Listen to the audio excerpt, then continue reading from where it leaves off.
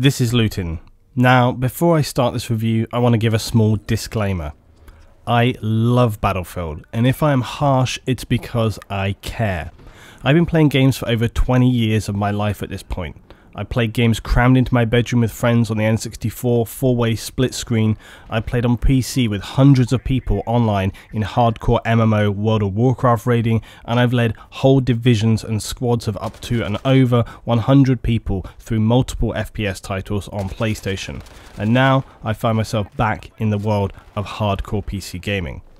If I didn't love the hell out of Battlefield, I wouldn't have even made this video. Here is my review of Battlefield Hardline. So after months of marketing barrages from EA and us YouTube producers, 2 betas, closed game changer sessions, endless tweaking and an official Marmite response to haters of "you either love us or hate us," Battlefield Hardline became the latest official installment in the franchise. But fear not, because no matter your opinion of the game, we have already been appeased. Preempting the release of Hardline, EA announced the next official Battlefield title will be military themed and coming before the end of 2016. Now, this was an unusual move for sure, and one that seriously made me wonder why you would announce your next title so far in advance and so specifically timed, other than to be placed purely as a damage limitation move and to placate a grumbling core audience. Hardline is a sideways move, and many of us were fairly sure from the outset to receive a title that bore only a slight resemblance to previous Battlefields. This has turned out to be confirmed for us. From an overall perspective, Hardline does tick many of the Battlefield boxes: large-scale action, squad-based teamwork, and a range of vehicle options, as well as some map destruction. Now, you find that in Hardline, the devil is in the detail. And there's plenty riding on those details, to be sure. I remember saying on a video 12 months ago that Battlefield 4's launch would haunt EA DICE into the next titles, and that was definitely so. However, it was reassuring to see that the actual launch of Hardline was about as well as could be expected. There were not significant server issues, no downtime, crashes, or just about any of those launch day problems. In fact, on the first official public launch day, there really wasn't any of the issues you would usually expect to associate with the tag of day one. However, there is a fairly large maybe in here. Was the release smooth and as you would want because of meticulous preparations and solid infrastructure, or was it maybe because the turnout of players in the first days was arguably quite low? With many people feeling burned by pre-order promises in the past and others just simply not interested in a Battlefield title that dared to step outside of the mould of military, this could account for a less stressful release week. However, it has also continued on into the game. We have not had significant crashes, problems, generally things have been very stable, so that's a positive thing. Firstly, on the campaign, I'm not going to take up 75% of this video talking about it because that would be disproportionate and unnecessary. The campaign, I am sad but not shocked to say, was predictably awful. It's generic, it didn't hit the elements I wanted to see. I feel it was a massively missed opportunity. I wanted professional criminal action in the style of Michael Mann, such as Heat, or deep cover task force operations like Miami Vice, or even some kind of special weapons and tactics unit. Instead, they plump for detective narrative, which seems the least fitting of all the options available to the Battlefield series. Another option for a single player narrative, but one which would have been too edgy and controversial for EA and Battlefield, would have been to address the ongoing social topic of police militarization in the US. You'd have to be living under a rock to not be aware of this, and games in the modern age can be a powerful tool to pass comment on something like this. It certainly would have drawn attention to Hardline, and if done correctly, it could have been an amazing and innovative way to engage with a broader audience. It would be an extremely brave choice and require careful execution, but that would have at least been something to talk about and could have been a truly amazing achievement. Instead, what we got was a terrible, cliched midweek TV creation with Battlefield smashed into it like a square peg in a round hole. That's all that needs to be said. You certainly don't need me to spend 30 minutes talking about every little thing like the police badge freeze takedowns in frustratingly obvious detail. Visceral have made some amazing single player games, this was not one of them. Last point though, and this really rubs salt into the wound for me, you don't really even get anything rewarding you for any significance for actually completing it. A weapon or something like this would have been nice, just a bit of a gesture to say, hey, you've completed this bleeds you on into the multiplayer. No, nothing of that kind.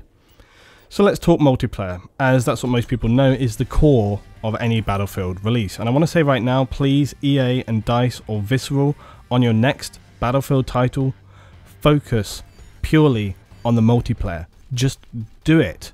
Multiplayer Battlefield, we had it before Bad Company.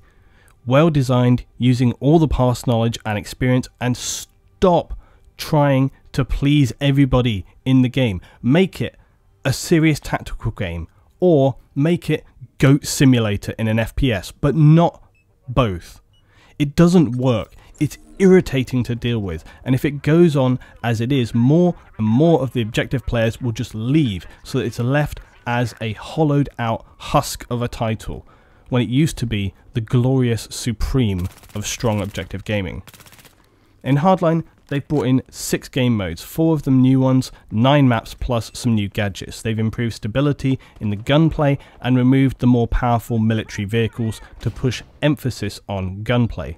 They took out the missile-based gear from selectable gadgets, less weapon choice, but each meant to have more character. The weapon roster was one of the choices I was looking forward to most. Fewer weapons with more unique characteristics.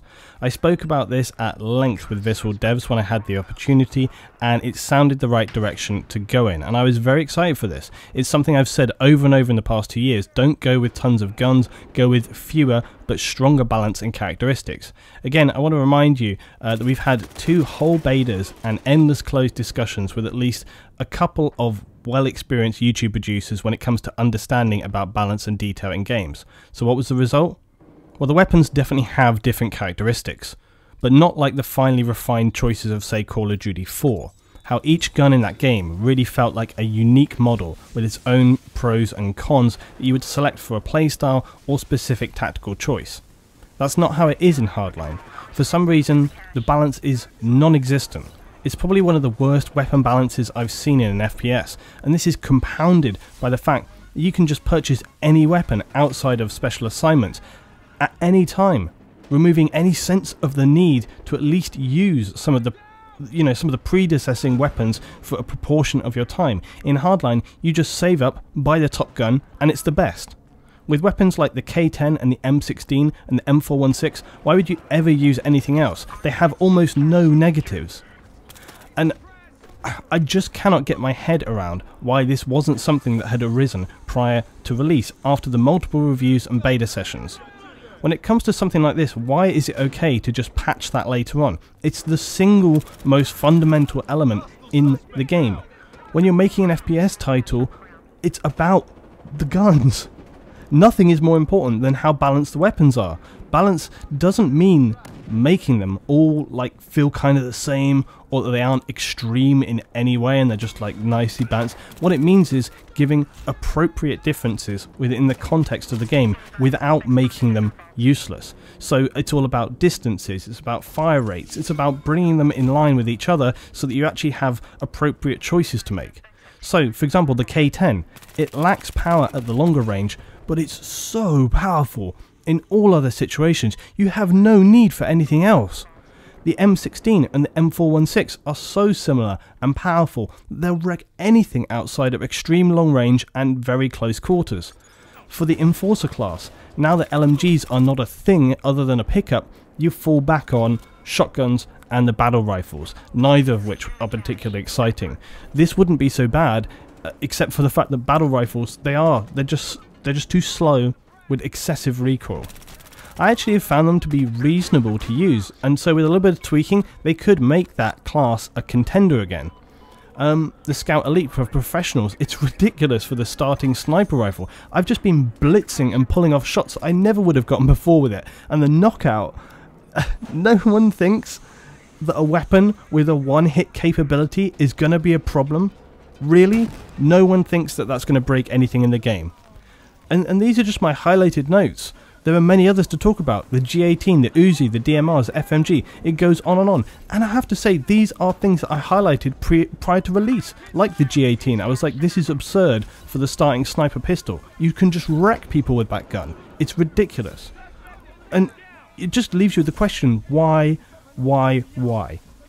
Maybe it would have been better to have everything unlocked during the second beta to try and understand these differences instead of the progression system, which only gave a snapshot of what we could expect to see people using and the potential problems therein. The progression system is symbiotic to the balance of weapons. They go hand in hand. It's about, how they relate to one another and how that impacts on the game. The idea of earning cash to spend on things you wanted was a great one. I enjoyed it in COD Black Ops. It means you can focus on what you enjoy as a player and at the same time make hard choices about where to put your cash in. The trouble is that unlike Black Ops, they made cash so easy to earn in comparison to the cost of the items that within a week most people have unlocked all they need to. Now, remembering they brought in a prestige mode with Hardline, perhaps the reason for this easy earning is no mistake. Maybe they want people to earn stuff fast so you could reset and replay. Or perhaps it's because they think people have no patience in 2015 to spend time unlocking items, which honestly would be a very believable reason. To be honest, regardless, the values are not appropriate. Right now, the fact you can earn nearly everything so quickly, not to make mention of the no-kill Hotwire grind servers, which, by the way, what's going on there? Something that is very obviously sort of breaking service there. You're abusing in-game mechanics. This is not a thing. Why is this not being addressed? In like 5 seconds, I can search on Battlelog and find a list of grinding servers, Hotwire, stuff that abuses mechanics. What's going on there? Why is that not addressed? So whilst early on you can make some important choices, it really doesn't matter what you use. You'll have all the things you need ready in no time at all. Taking RPGs out of people's setup was a good decision within the context of the game, leaving them just as battle pickups. Or so we thought, but purchasing the sedan upgrade enables you to grab them at every opportunity you want to when you spawn. A lot of people have expressed frustration at this, but I have to say, for me personally, it's not the epidemic that I'm hearing. Sure, I've had a few times in which I get taken down in Hotwire, but truly, I have played a lot of Hotwire this week, and I find that I regularly am able to drive around and around and around without encountering any hostile fire whatsoever, let alone RPG spam. Maybe I've just been lucky, but I would confidently say not. It's a miracle when your team is actually playing the objective and not just playing some TDM lost in a corner of the map. So removing RPGs from cars could actually be a death sentence for Hotwire. It's true, you can damage them in other ways, but assault rifles, M320s, anything in close medium range don't really wreck them instantly. You would really need a group of people, and you burn your tickets so fast in that game mode, people would really have to have their wits about them, which in public games is, in my opinion, just not going to happen.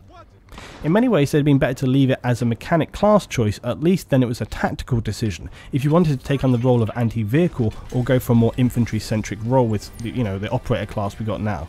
So making this change has kind of unwittingly made the situation arguably worse than it ever was by giving every person, no matter what your class, access to RPGs that can one-hit any vehicle, giving you regular quad or more kills. Now, Thad Sasser, lead multiplayer designer, had an unscientific survey this week just to gauge some feeling from the community, with around 60% of people voting, of thousands I should point out, to have them removed from the trunk completely.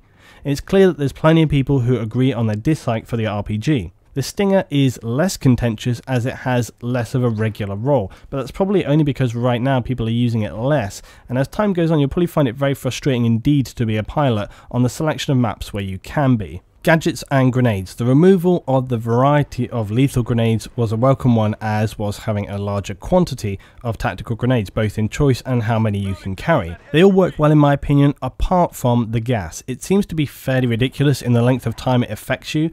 It blinds and damages, and strangely, unlike the Molotov, it hurts both you and your enemy. Why not do that for the Molotov? It's ridiculous, the blue flame that it has. I still can't understand how flames are magically safe to me, but not the enemy. How does that work? On the other hand, with the gas, if it were any weaker, it'd be useless because people just jump through it. So what's the compromise there? Well, I would say just carry less. Right now you have 3 as default, let's just make it 2 or something like that, right? Gadgets, the zipline and grappling hook, as well as some of the other more default ones, return. It's good to see that they've kept them practical and reasonably rational. The zipline I actually expected to be fairly useless, but it's not. I've seen people using it really creatively to complete objectives to the point where actually taking it out becomes a bit of a side objective for you. So that's great to see. It's actually added an element to the game, it isn't breaking the game either, because it happens fairly infrequently when people are using it in these ways. But when someone has a well-placed zipline, it can really give the team an edge. The grappling hook, it could actually be similarly amazing, except it only works in a limited range of choices. This was something that was fed back to them time and time again, and it just, nothing really happened with it. So for that reason, it's kind of like you see it used occasionally, but not really. It's a bit of a missed opportunity. The tracking dart gives me Bad Company nostalgia, but its uses are severely limited. A duo focusing on it, using it, can be deadly, but you just see it very, very, not a lot of the time. Laser trip mines, Half-Life nostalgia. Premium, I want to make mention of. I really think that people need to chill the hell out when it comes to premium. As I've said before, it comes down to the value you place on something. Nobody else, you. Gaming is not essential to your life. It's a pastime. It's something extra you do for enjoyment, and often it's an expensive pastime. We all spend out for games and hardware, and if you can't accept that things cost money, then you're just doing it wrong. If you enjoy Hardline enough to the point you want to play it more, you'll judge for yourself if you think the price put on premium is enough for you to want to part with your money for it. If not, then you just won't. I don't understand how that simple concept causes so much controversy.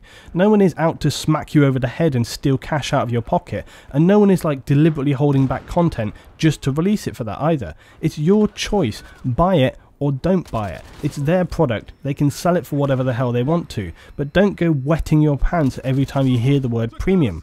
I myself actually stupidly flipped out about the absurd masks, but even this was a lesson to me to just calm the hell down. They sound like they're going to be nothing more than an insanely expensive bragging right, and honestly, if you have enough desire to invest time earning the money for them, well, that's on you. Game modes next, and I was pleased in Hardline they took some quite smart choices when it comes to the game modes. It's hard with a series like Battlefield to innovate and bring something new to the table, so it was quite surprising to see so many with Hardline.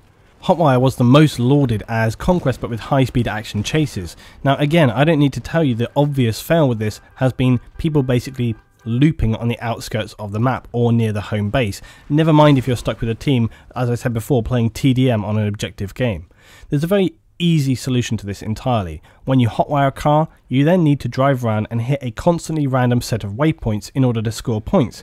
It could be set, or imagine this, that the waypoints you hit, the higher, the more you hit, the higher your score becomes. There are some obvious problems in this, but people camping intersections or primary routes would be near guaranteed of kills at some point, but at least it would keep the game flowing in a more exciting way and prevent people just driving around in circles yawning with just one hand on WASD, which I find myself doing more often than not when I'm circling the map. Blood Money is probably my favourite game mode. It's kind of an interesting combination between obliteration and capture the flag. The reason it's the best for me is that CTF was always a very tricky mode for public games, but for me it held a classic nostalgia in so many games that I played before Battlefield had Capture the Flag. The problem is that it really only works when you have a strong dedicated team, because it requires highly coordinated organisation and people who understand the tactics. Blood Money is an excellent compromise. It has enough objective play that the players who want can focus on that element. Meanwhile, the people who want to just focus on grinding kills can do so without it impeding the team, as it would in Conquest, Hotwire or Domination, when you see people trying to play TDM without noticing they've lost all the bases. It even goes beyond CTF though, as you don't deliver only to your base, but can actually steal back from the enemy. This is an absolutely brilliant mechanic. I love it. My only criticism is that sometimes rounds can end too quickly when you have a completely unaware team, but who have no concept of what's happening around them. But for me, so far, this happens less than you might imagine, and less than I actually feared originally. So big thumbs up for Blood Money. You did well with that one. Rescue and Crosshair, I'm putting together as they share many of the same issues. These are meant to be the competitive arm of Battlefield Hardline. Now, don't even consider these for public games. The majority of games in Battlefield these days are full of people who barely seem to understand the objective, let alone those who will actually play it. So in a 5v5 situation as with Defuse, you'll find that it becomes a one life round of TDM 90% of the time. This is no surprise.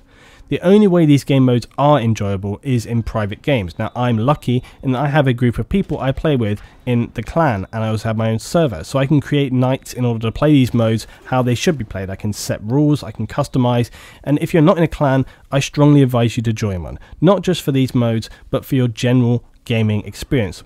I've been in gaming clans or guilds constantly for the past 15 years, and honestly, if you aren't, you're having significantly less fun than you could be. Specifics, there are many fine details within the modes that are troubling. The fact you can interrogate a player and find the location of all other players is obviously disconcerting. I also find that the fact that in Rescue, the moment you start to unbind a hostage, the narrator shouts out, "One of the hostages is being released," or something similar. All enemy players come rushing to find you. That's pretty annoying. It could at least wait until you're actually trying to escape, not just the second you start to unbind them. The worst problem with the modes for me though has to be the design of the maps. There are no specifically unique maps for these, as there should be, or at the very least there could have been perhaps one custom building on each map. You know, why on Derailed could there not have been a larger factory with complex passages, more like Grow House? Or on Downtown, why not have an underground location with packing and utilities and underground car parks where you can enable or disable the lights or something? It could have been really atmospheric. Riptide, we could have had a super yacht or something. You go down into the lower decks to achieve your goal. Dust Bowl, why not have an awesomely large, creative warehouse with huge packing crates, gantries, dust blowing around inside, creating fluid smoke screens to move through. I feel there is so much that could have been done with these modes, but they were just slapped into the existing maps. I feel it's lazy and it won't be successful. I'm sorry, but it just won't. Heist. This is kind of a successor to Rush combined with Obliteration. Attack the enemy position, secure the MCOM point, escort to the exit. It's a great concept and sometimes it plays out really well, but combined with inappropriate spawns and maps which don't always suit, it's really middle of the road. I can't see it being popular in the long term. It feels very much to me like it's something that was created to fit the in-fiction cops criminals narrative, and that does make sense for sure. I'm just not sure it had the execution required. I would have preferred that instead of being played out primarily in the CQC maps, they'd gone the other way, so that the initial play was carried out in an infantry-centric way in a section of the map, but in the second part, maybe you have to rush to a nearby location, grab vehicles, and escape to a random heli spawn. That way you can have the police chasing down the criminals in high-speed action as they try to get away. I'd have preferred to see something like that, rather than just run 20 meters and cap the objective, which is how it plays out. Conquest and TDM play much as you would expect, apart from the spawns, which are about as painful as pushing pins through your eyes. I again cannot understand how it is possible to screw this up. These are not new game modes. TDM is about as universal as you can get. How do you screw that up? How? Here's how TDM should work. Two teams battle for control of the map. When one team pushes the other too far, the enemy begin to spawn behind the other, creating a fluid situation. It's a war of attrition. It should be a KD grind, punching each other's lanes. Here's how it works in Hardline. It's a random clusterfuck with no clear lanes or designated team areas unless you count block, where you can almost touch your arms from one side to the other. Visceral, fix this, because more than anything else it's just frankly embarrassing. It could be maybe forgiven on a brand new mode, but Conquest and TDM, who the hell was QA testing these modes? It was apparent from the very first game I played. How was this missed? Again, okay, yes, this can be patched, but why is it even one of the things that has to be? Okay, let's go to destruction. I made a large comparison video during the beta about this. I have heard the excuses for the level of destruction, and I am not buying it. One of the core principles of Battlefield is destruction. We're not asking for a sandbox where the map gets leveled to the ground. What we're asking for is elements that should be reasonably destructible to be destructible. Thin plywood walls should not withstand a C4 charge. Tin shacks should not bounce off M320 grenades like a tennis ball, and an armoured truck should not hit a chain link fence or a bush like a cyclist crashing into a brick wall. It's not only frustrating from a gameplay perspective, but it destroys your immersion in the game, and it reduces your options as a player to think and use your initiative. If a structure is so important it needs to not be destroyed, then make it in fiction so it makes sense. When I played Battlefield 4 earlier this week, it was like a breath of fresh air, shooting at walls with enemy inside, knowing I could dig them out. The destruction that is in Hardline is often very predictable, with panels exploding with set sizes and looking just not very believable. If Visceral were having a trouble or difficult time figuring these game elements out in Frostbite 3, then DICE should have been available to help in a more detailed way to make this highly important core principle of Battlefield function correctly. It is important that some structures are not destructible to ensure that game modes play correctly, but this is, in my opinion, just an excuse that is thrown around way too easily and does not explain the majority of minor destruction, which should be a feature and has a huge bearing on how a lot of the gameplay plays out, on what people expect from the game, and just overall your general experience and enjoyment. And I've included a link down below for my destruction video and on screen right now if you want to go and check that out. Okay, let's go visual and sound effects. Now again, not terrible, but not blowing me away. I wasn't awed by anything other than the first time I saw the crane coming down. Now, I don't want that statement to sound unnecessarily critical or ungrateful even, but consider where we are right now. It's 2015 and this is a AAA industry-leading full-price release backed behind one of the most currently successful franchises using an extremely powerful engine. Now, the single player and a couple of the maps in multiplayer look very good. In fact, the visuals are probably about the best thing going for the campaign. In multiplayer, the best maps visually are Grow House and Hollywood Heights. I wonder though if that's in part due to the lighting. Kinda how in a club it looks epic in the dark, but you turn up the lights and suddenly you don't want to touch anything. Now, sound is also extremely important, more important than perhaps some people give credit for. And again, I'll tell you now, this is something I asked about to the devs. Is this what the final sound effects are going to be like? Are they going to improve? Are they going to be more like this? What I wanted and expected in order to make this game truly epic was really amazing sound. I can't show it on here because of YouTube copyright, but the downtown battle in Heat, if you've never seen that movie, I expect a lot of people have, we all have. Here's a small story about that scene. When the sound engineers recorded that sequence of brutal downtown combat, the guys, the actors were using real weapons with blanks and stuff, and the echoes around that urban environment were so epic that they tried, using their standard various mixes for the final cut of audio, but nothing sounded as good as the raw sound. So that's what you hear in the movie, is the raw sound, and that is why it is so terrifying and epic in that movie. In fact, if you go and watch it, every gun battle or use of weapons in Heat makes you think, fuck me. And that is what I wanted in Hardline. It may have not been the warlike battle situations of previous Battlefields, but what it should have been is terrifying when you fire those guns. When you're being fired upon, you shouldn't feel no fear, like ba-da-ba-ba, just running towards the enemy and you just run towards them. You should be thinking, get down, and then return fire. The weapon audio in Hardline still, to me, sounds like toy guns. It's flat, it's boring, it doesn't excite me in the slightest.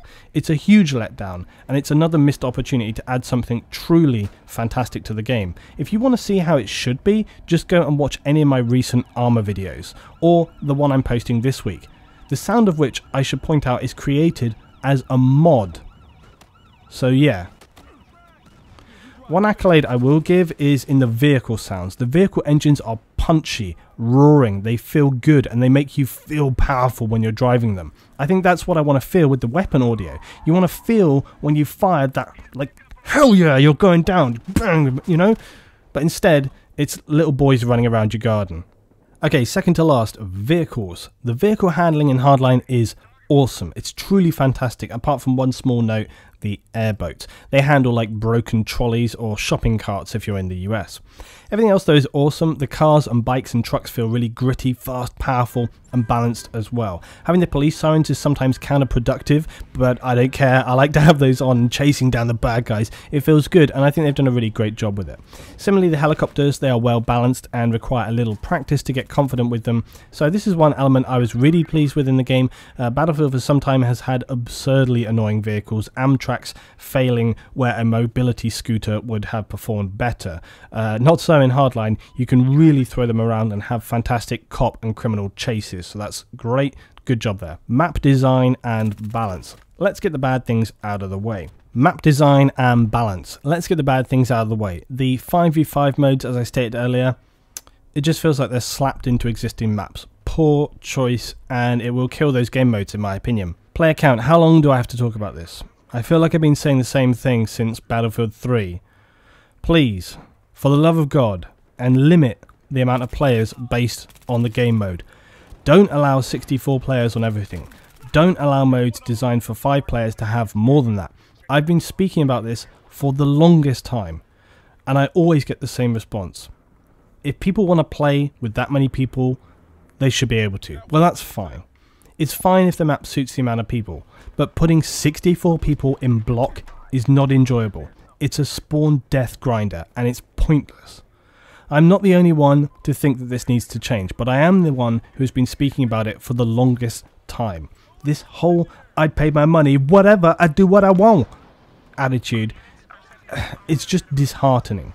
As I've said at the beginning of this video, I think the developers really need to be, stepping up here and take some strong choices. What is this game meant to be? Is it a tactical objective FPS with that focus as the primary lead?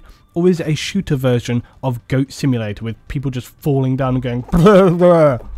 Can you please just decide so we can decide which way we want to go and then just get on with it? If you want people just falling over and bumping into each other and crashing things and hashtag funny moments, make that game. If you want to make a game which is a tactical, strategic, objective FPS, make that game. But not this half and half mishmash. It's frustrating. It's frustrating. Okay, let's look at the maps. Block. It feels like this was an obligation rather than a decision. I am yet to play this map and not have it end in a total clusterfuck or a punishing spawn trap, no matter what mode you play it on. It would have been far more interesting to have it split as a quad, so imagine block as it is right now, but with another one slapped adjacent and then a cross of a road segmenting it. This would have given some really awesome fluid play and enabled a 4-cap conquest.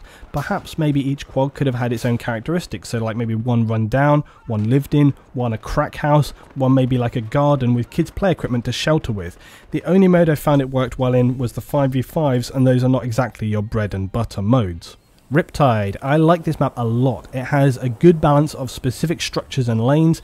There is a good amount of terrain differentiation. It's easy to move point to point using cover.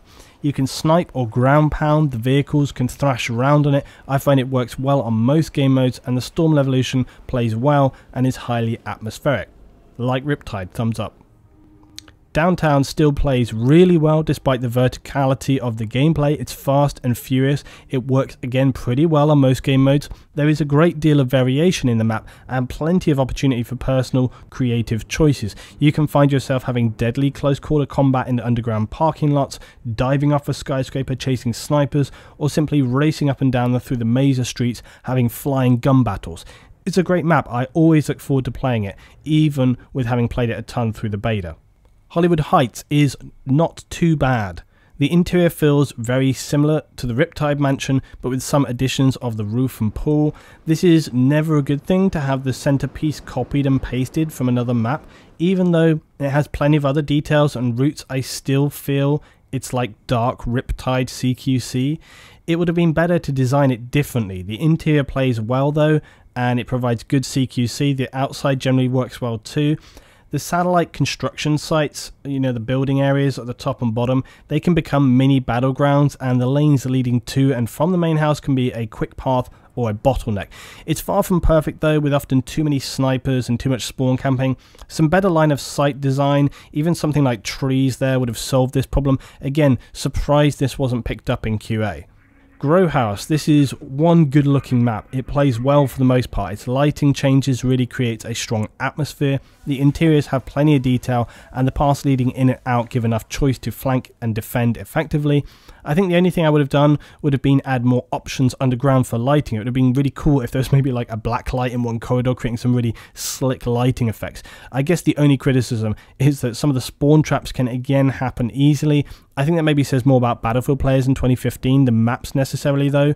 The only other thing is the rationale. It would have made more sense for this to be a hard drug processing facility than just weed growing, but that's fairly insignificant. It's just an in-fiction note.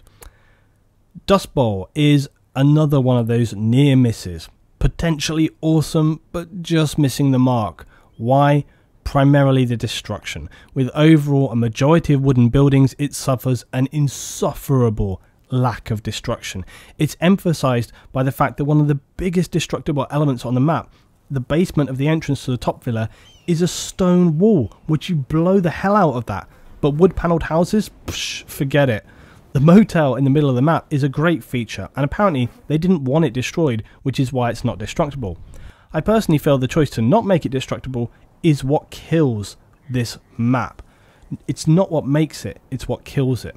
It could have been an epic battle, jumping in and out of the whole building until the whole thing comes down, and then you suffer the inevitable Battlefield players hiding in the rubble. It would be awesome. That's what Battlefield is all about. Change. It's about things not being dead, static objects, which is what this map feels like. It's one of the biggest maps, but with the least amount to do. And then comes the real slap in the face. The dust storm. Probably one of the most annoying things I've seen in a Battlefield game. Hardline is meant to be the fastest Battlefield. This storm brings all gameplay other than inside buildings to a dead stop, a dead halt. Everybody just, because you can't do anything, you can't see anything. You can't see a goddamn thing. The thing that makes it all the more frustrating is that they already did this effect in Gulf of Oman, one of my favourite maps actually. It's such a fail. It's just the nail in the coffin for me here. There's some great landmarks on Dust Bowl, but it's just executed poorly. Extremely frustrating. Everglades. What's the first thing that comes to your mind about Everglades? Brown. That most exciting of colours. Yes, the palette choice for this map is muddy brown, so appealing, so memorable. With that said though, this map actually plays out pretty well, apart from the indestructible bushes and numerous other objects that would give you grade A whiplash. There's a good amount of variety in the areas, and Hotwire plays out very well. Good satellite road, multiple cross routes. One thing that's a bit of a pain in the ass is the interior water areas. You just drive in and sink your car. This may have been a deliberate choice to restrict your routes, but why would you do that? I don't know, it's just annoying. The oil rig stations make for endless CQC battles, sniper combat, that's fine, that's well. The highway is an inevitable SUV minigun camp spot, but only for those teams who are too poor at prioritising targets to let it happen. Overall it plays out pretty well, but it's entirely forgettable I think, which I blame for in large part the colour theme. It just doesn't stand out in your mind. If this had been a sharp, clear morning map, or a dusky hellfire sky, like catching amber highlights on metal all around the map, would have looked a lot slicker. Airboats, let's just leave it there. Now Bank Job has one sole purpose, to support the Heist game mode. This was obscenely obvious from the outset. It doesn't play especially well on anything else, and I'm sorry to be so blunt about it, but there it is. Okay, Conquest and TDM, they're going to basically work on any map within reason. Rescue and Crosshair, as I stated before, they could have had their own unique building within the context of this map, but no, it's the same story. That's all I got to say on Bank Job. Derailed. It's a very creative map. For players, it's good in that each game mode plays out very differently on Derailed, and that's what you want to see. It extends the longevity and is more exciting for you as a player. Sometimes it feels a little open and long like the engagements, but overall it's pretty good. Hotwire here is fast adrenaline pumping, aside from the obvious square circuits you can run by your base if the other team is completely uninterested in the objective cars, but usually it's a great rally around the map, from down in the storm drains to crossing the gauntlet of mined bridges and enjoyable stealth RPG attacks, of course. Conquest plays well across a variety of locations. The Levolution event is awesome to watch and feels fitting in the context. It's really nice. Even the 5v5 modes feel more fitting here than on some of the other maps, particularly Rescue. I enjoy Derailed as a map for Hardline, not the most, but it's a good solid choice to support the rest. So conclusions then. I'm not slapping a score on this game, as you know I don't do that. I think it's a fairly clumsy and often inaccurate way to represent a game. What I will say is this: Hardline to me is not a Battlefield game. I can't be honest to you and say that it is. It ticks some of the boxes for sure, but it is not a Battlefield game. It's a game inspired by Battlefield. Now, does that mean it's not enjoyable? No. It's hugely enjoyable, and despite all the bad elements within it, somehow manages to pull something together. It requires some patches and some ongoing tweaks to overall balancing to really bring it into its own. I think the biggest problem for Hardline is not the game itself, but the shadow of the Empire. Star Wars Battlefront is being developed by DICE, and it is hanging over this game like the proverbial sword of Damocles. I can't count the number of people I've heard saying that they will hold fire on Hardline for all-out Battlefront. I like to tell those players they're wrong, but honestly, I can't. Hardline is not a bad game, it's just not a great game. Considering this is the first Battlefield title that Visceral have put together, I think they are wholly entitled to some heavy slack cutting. From everything I've seen, they have tried damn hard to put together something not only different, but with their own spin on it, their personal stamp, and that has to be applauded. Walking that line between new and old is difficult enough when it's your own product. DICE have had that problem game after game. How much do you change? How much do you add? How much do you take away? Now, Visceral have had some awesome games, but I think that with some slightly different choices, this game could have actually been monumental. But it turned out middle of the road. But you know what? That's okay. Now you're going to say, what the hell are you talking about, LT? How can that be okay? But it is for me. I've watched this game develop every step of the way, and I have seen Visceral trying extremely hard to bring together a title that was always going to be hugely contentious. But here is the keystone for me. They tried to do something new. I mean, my god, are you not sick of bloody military combat at this point? I think Visceral deserve to be applauded for their effort, for their initiative, and for the balls to try something new. It didn't succeed, but hey, you've got to break some eggs.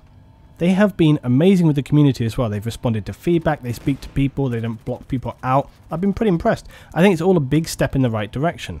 There have been some poor choices, there have been some times when I feel like we've been given lip service, some very frustrating choices for sure, but I'm not going to condemn Visceral off the back of this title. Now, that may not be what you expected to hear from me, or even wanted to hear from me, but it's my review, so suck it up. All games have their problems, especially at release, but is this an acceptable excuse for delivering a product that doesn't meet people's expectations, especially after all the testing and feedback that went into Hardline? No. In fact, I think it's the opposite. I think it's quite damning, and clearly there's a lot of work to be done in the future. But that's not on us. That's on EA and Visceral and perhaps partly DICE. I believe people are smart enough to make an informed choice on the games they purchase, and I think that has largely been the case with Hardline. The player counts speak for themselves. People are not falling over themselves for this game, but they still blame Battlefield 4, which continues to add content and strengthen itself up. My final thought is this. Hardline dared to be different.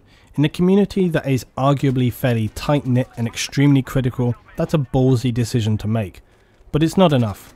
As I've said many times, one of the phrases I try to live by is do it right or not at all. That doesn't mean you're going to succeed every time, but you should at least go all in. Hardline was already breaking the mold. They should have just gone all the way with it. Be dangerous. Choose a controversial campaign narrative. Hard drugs. How violence and loss can shatter lives. Social commentary. Do something that captures and challenges the imagination. If you're not going to do that, then take that time, energy and budget and put it all into the multiplayer. Push it as hard as you can and don't hold back. We need to always be moving forward, building on what came before. Is Hardline worth purchasing? In my opinion, yes. Pick up the game, see what it's all about. Because as harsh as I can be in this review, when I'm actually playing the game, we have a hell of a lot of fun. And breaking something down piece by piece might be good from an analytical point of view to look at those elements and understand them. But it doesn't compare to running through the streets with a car exploding off a bridge and then two guys drop down and you clip them mid-air and then jump into a speeding car with your squad and you race off to the objective. Those two things are not comparable. And one last thing. If you think Hardline served no purpose or has no reason to exist, you're wrong. You would have to be seriously blinkered to say that.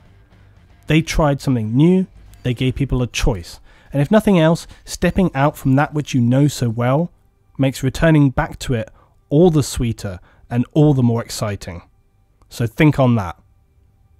This is Luetin.